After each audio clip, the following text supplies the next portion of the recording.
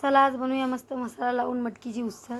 मटकी रात्री भिजत घातली होती मी, थोडी मिस्टरला फ्राय करून दिली आणि थोडी उरली होती, म्हटलं थोडी आपल्याला भाजी बनवूया।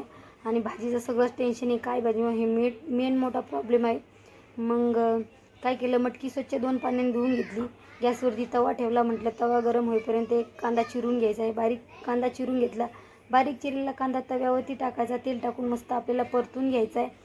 कांदा थोडा परतत आल्याच्यानंतर थोडा लसूण टाकला मी सोलून, तो पण आपल्याला भाजून घ्यायचा आहे।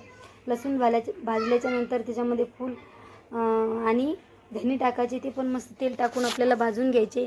ते भाजून झाल्याच्या नंतर मिक्सरला वेगवेगळे दोन्ही वाटण तयार करून घ्यायचे आपल्याला। मटकी पण भाजून घेतली, ती पण मिक्सरला बारीक करून घेतली। बारीक झाल्याच्या नंतर कढई ठेवली गॅसवरती, 2 चम्मच तेल टाकलं, तेल गरम झाल्याच्या नंतर बारीक चिरलेला कांदा टाकला।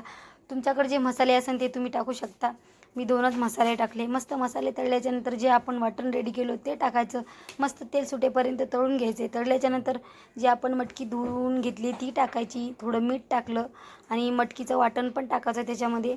बारीक चिरलेली कोथिंबीर टाकली, थोडं पाणी टाकलं, मस्त आपली मटकी शिजवून घ्यायची आहे। शिजून झाल्याच्या नंतर आता आम्ही भाकरी बनवल्या होत्या मटकीसोबत खायला। आम्ही मस्त मटकी घेतली आणि त्याच्यामध्ये थोडा माझ्याकडे चिवडा होता गावून आणलेला, तो टाकला, मस्त एन्जॉय केला। आणि तुम्ही पण नक्की अशी मटकीची उसळ बनवून खा, खूप छान बनलेली।